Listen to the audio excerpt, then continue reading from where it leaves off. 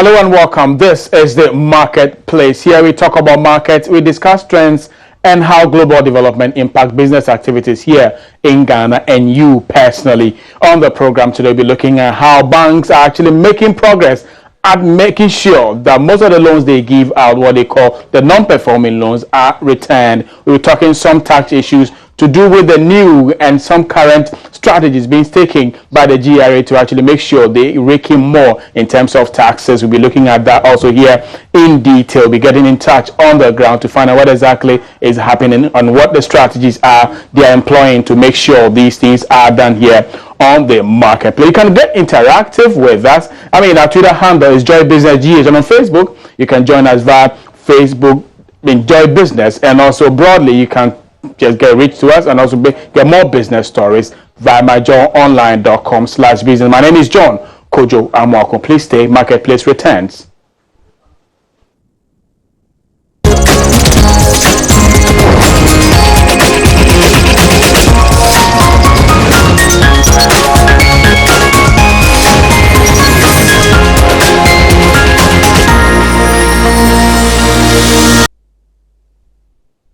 You're welcome back. And in our first story, some banks in the country have made significant progress in recovering loans they fear might not be repaid on time.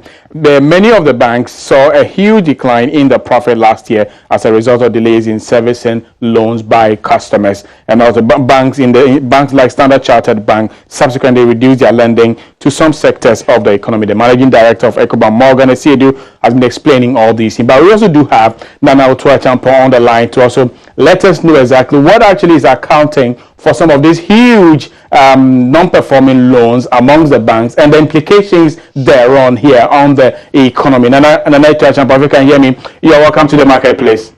Thank you. Exactly. Nana, can you take us through the process? What really accounts for, or has been accounting for the huge non-performing loans among the banks in Ghana?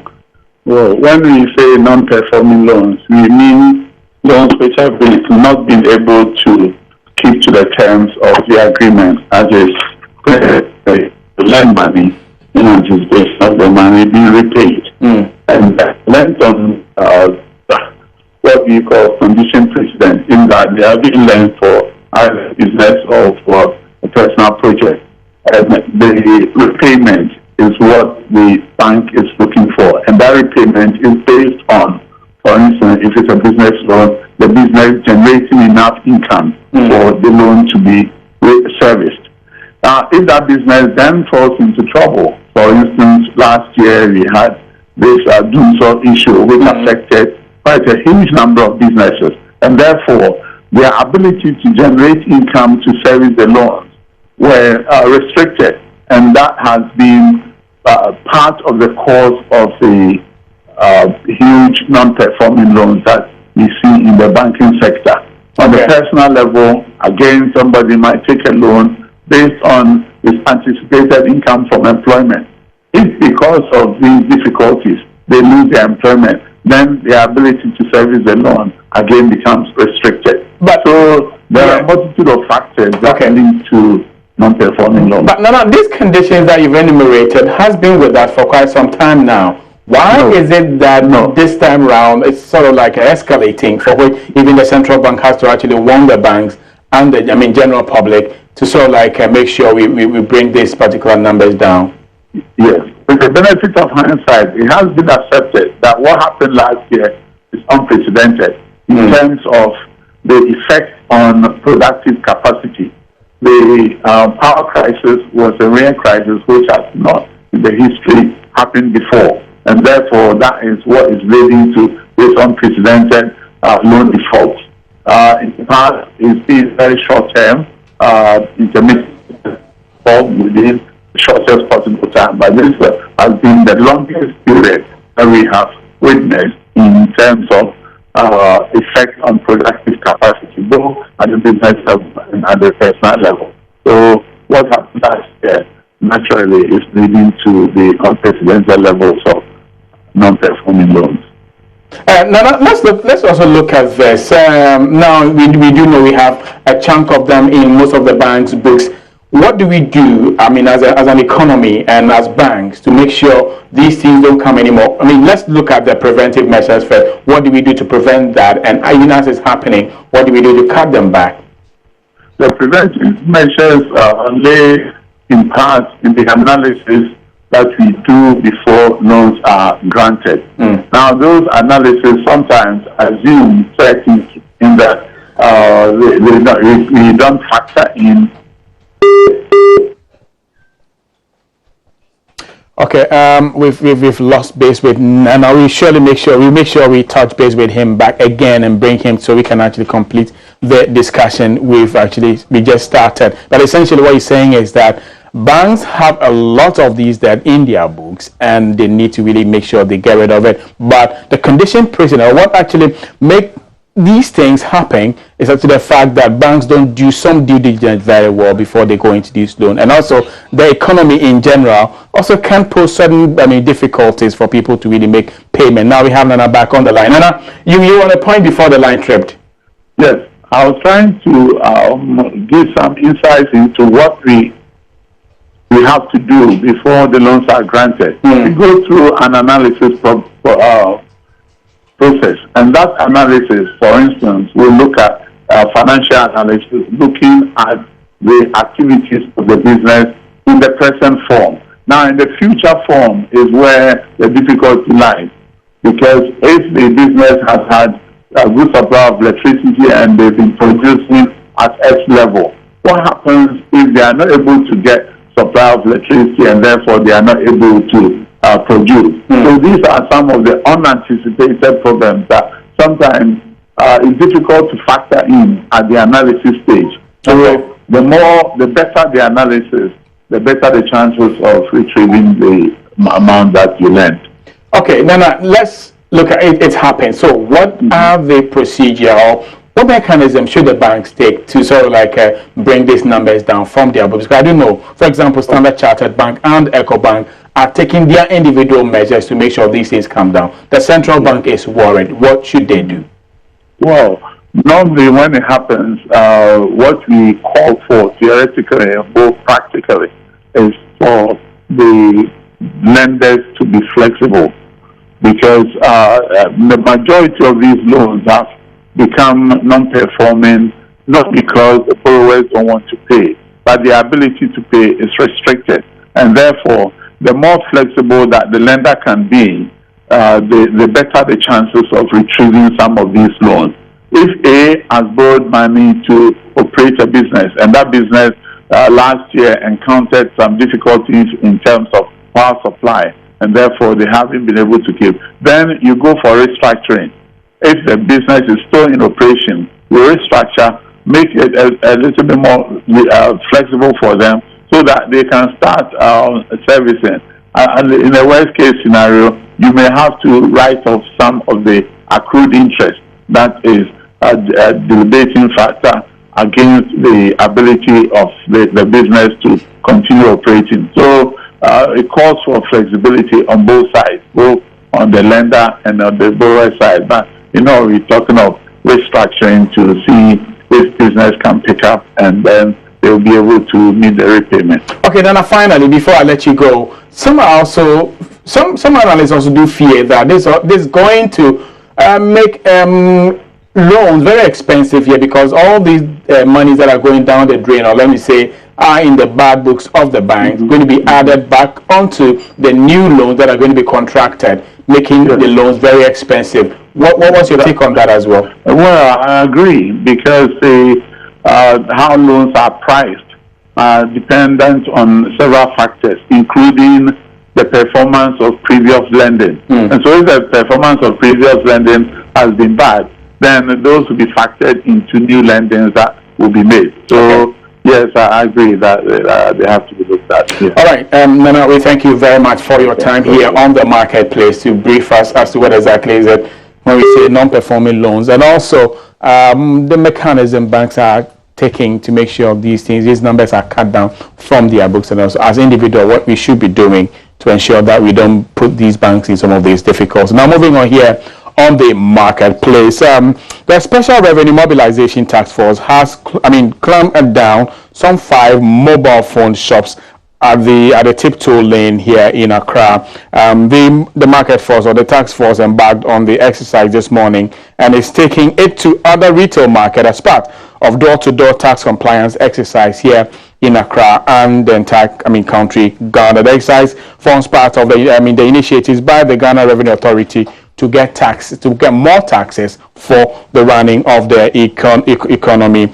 and then more so the defaulting ones as well, making sure the punitive measures are extended to them. Our colleague Sarah Josu went there, and she's right there on the ground to really get all these things done. So we'll be touching base with Sarah Josu as and when we'll be able to actually touch base with her to give us a feel of what's exactly happening as the task force are on the ground, ensuring compliance of the taxes and other things happening there as organized by the Ghana Revenue Authority. All these are more here on the marketplace, as and when we get her, we actually be bringing her back to you there here on the marketplace. So that's exactly, we're taking a short break. We'll be back after this.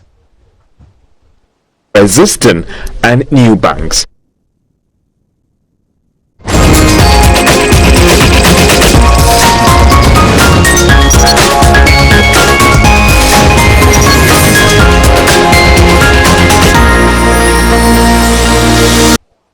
You're welcome back to the marketplace. Now we take you across the continent. Look at here in Ghana, and also how the markets are fair. But unfortunately today you can't actually see. But I'll do as much as possible to give you the numbers of the Ghana Stock Exchange and how it did perform yesterday, and also how here in Africa, how some markets are performing, and also how the commodities are also faring here.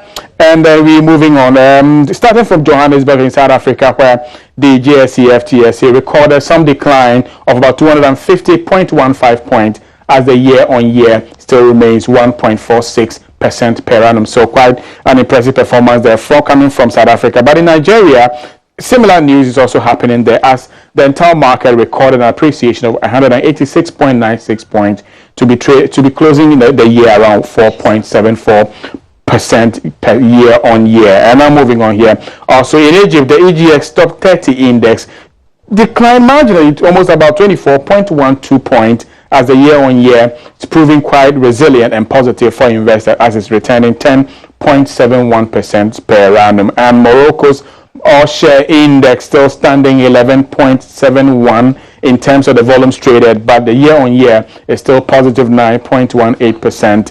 And finally, let's look at Kenya. On the top 5, the Nairobi All Share Index recorded a marginal appreciation of 0.96 points, at the year on year still remains 0.47 there. Now moving on here again on the market, we'll be looking at how the commodity is also faring, or the commodities market is faring. But before then, we look at Tunisia and how the Tun Index has performed. It actually declined marginally by 4.39, as the year on year remains 8.67%. Now come to Ghana, still struggling to recover itself, but I think for the past 2 days the Ghana Stock Exchange has been performing quite well. But then, as at yesterday, the market actually saw some marginal 0.62 volume in terms of the decline, as the year on year still stands 11.82 in respect of the composite index. Now the BRVM, that's the Bourse Regional de Valeurs Mobilier, that's a francophone composite index, also recorded an appreciation of 2.89% points, as the year on year still stands 1.01% per annum. And also finally here on the continent of Africa, Mauritius' Semidex recorded a depreciation of 4.39 points, as the year on year still stands 3.23%. Now let's move on and look at how the Ghana Stock Exchange did fare yesterday. Yesterday, the market saw a total volume of about 127,377, as against the 300,700 the previous day, at a total value of 820,827. That activity level on the market yesterday brought total market capitalization to about 54,308,084,000 Ghana cedi. So as I did indicate, but the financial index not doing well, but very active on the market, is currently recording a year-on-year performance of negative 14.17% per annum. So that's exactly how the Ghana Stock Exchange is actually performing or doing. But then There were three equities that really moved the market yesterday, and these include Farmwell Ghana Limited, which recorded one of its best on the exchange after recording 46 pesos per share to their investors. So that's quite significant, an improvement there coming from the farm milk. And then GCB Ghana also did record some 1 peso to their investors, but so an open this morning at 3 Ghana cedis 6 pesos per share. But then the only loser on the market, which is Standard Chartered Bank, lost 1 peso and currently trading at 14 Ghana cedis 26 pesos per share, and that's coming from Standard Chartered Bank. And in Nigeria, Total, Guinness Nigeria, Wando, Diamond Bank, and Unity Bank all did return some positive for their investors, as 2.82 was returning insofar as the Total is concerned. Guinness Ghana returned 95 kobos, Wando returned 62 kobos, Diamond Bank returned 6 kobos, and Unity Bank returning 4 kobos respectively to their investors there in Nigeria. Quite suffering also there, if you ask me. But then the top 5 losers on the Nigerian market also included Livestock, AfriPrudential, Transcorp, Tiger Brand, and Skybank, all losing 1 kobo, 2 kobo, and 3 kobos respectively for the Nigerian market. Still struggling as Adenike. But one of the major factors contributing to this particular downfall of the Nigerian stock market has to do with the difficulty or the challenges they're having with their currency. So giving a lot of investors the option to trade in the currencies instead of the stock market in Nigeria. So we'll be looking at that in detail also. Now moving on, crude oil currently is trading around 48.21 per barrel after losing 75 cents per barrel this morning, as gold, after gaining $12.22 per ounce, is currently trading around $1,305 per ounce. But cocoa, as we speak, is losing $14 and is trading at $3,102 per ton there. So that's exactly how it is. Then finally, let's look at how the Ghana cedi is also faring here in Ghana. But yesterday was quite good for the Ghana cedi, but today it started on a very poor note as it lost against the United States dollar, only gained against the British pound, but also did lose against the euro, the Chinese yuan, and the CFA franc. So the cedi comparatively not doing that well here in Ghana and also across the major trading platforms the globe. So that's exactly how it is. This is where we actually take the market, and we'll be looking forward to also speak to my colleague Sarah Josu back there on the ground monitoring events as far as that particular exercise being organized by the Ghana Revenue Authority is concerned, to mop up some recalcitrant taxes and all that from the market. All these and more we are looking at. Then I do understand we have Sarah Josu on the line there to speak to us. Sarah, if you can hear me, where exactly are you and what is happening? John, I'm at Abraka now, and we are making some checks at the printing press to find out if they are also defaulting in their payment of returns. But our first point of call was at the tiptoe lane, where most mobile phone dealers had their shops locked because they weren't paying their tax returns, and most of them also were not issuing VAT receipts. Notable amongst these shops is the Franco Trading Enterprise and some other 5 shops which were locked down. And then we moved on to Mampro B, where the Mock Impressions Limited, which the printing press, had to be locked down in response to a distress warrant from the Commissioner General of the GRA because they defaulted in paying taxes amounting to over 400,000 Ghana cedis. Okay, so can you tell us, I mean, what is the magnitude of tax, I mean, the monies we are looking at here? According to the director of the task force's Chief Revenue Officer, Theophilus Gaskin, he said this rounds up to about 2.5 million Ghana cedis. Okay, you just mentioned Franco Trading and others. How long is this exercise basically going to take? When are they closing, and for how long are they going to actually do this? From what I gathered, he said it started this in February, but today they chose to come along with the media. So this is going to last for the whole day. But then they will continue from time to time until most of them come up to pay their returns. Okay. Sarah, is there anything you are picking for Ghana you think you need to share with our viewers? The director of the task force is talking about the introduction of the rent tax And he has admonished landlords and landladies to come up front and pay those taxes from the rent in order not to face the sanctions. So I think that's the latest thing that the public needs to be told of. So now, personally, from where you are and what you've gathered on the ground, what would you also add to it, to the point where it's like, what do we need to know? I mean, apart from what you just told us, what would be your advice to the public, basically? For me, what happened at Tiptoeling was quite a chaotic scene, and they complained that no form of sensitization or awareness whatsoever was done. But the authority also said they moved around with their vans yesterday, announcing of their presence here today. So they've done all the sensitization that's needed as well as the awareness, but people are just refusing to honor their taxes. So there's a warning to every business owner. They can chance upon you anytime at all. So you should ensure that you honor your tax payment. Okay, Sarah, finally,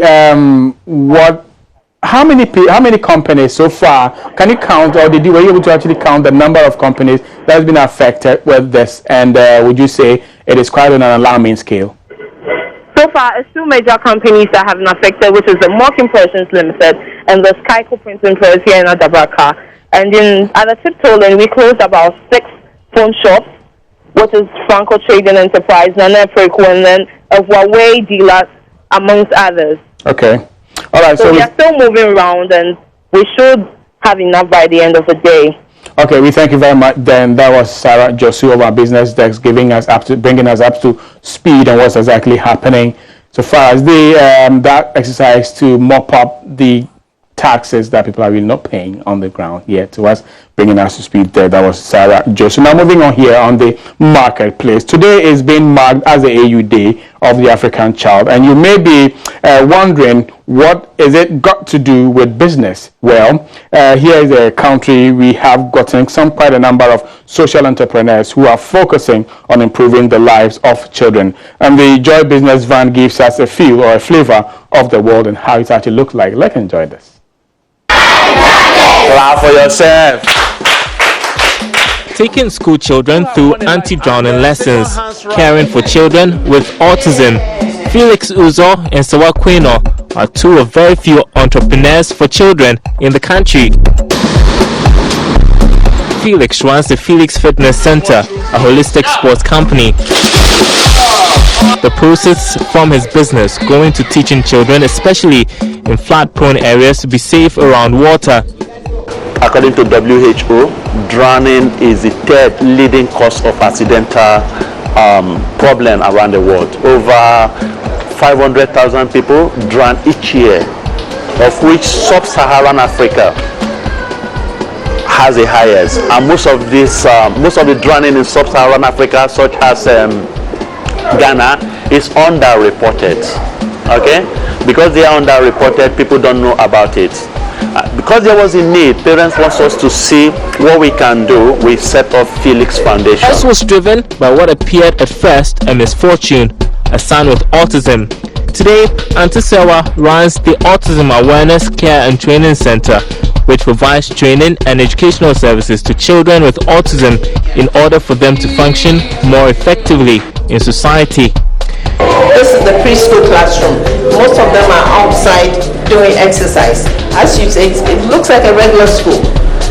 Preschool, the kinds of things that we do, and the children have difficulties.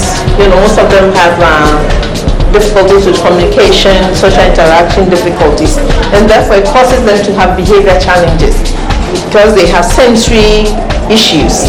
And these are the things that we teach them. We teach them in pictures, and we teach them using the spoken language.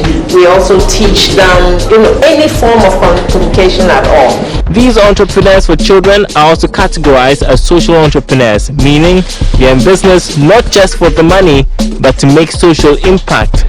Funding their enterprises is, however, a challenge. In the beginning, from the very word we said go, although we set up as an NGO, we had to start charging money, because how are we going to sustain ourselves if we didn't charge money?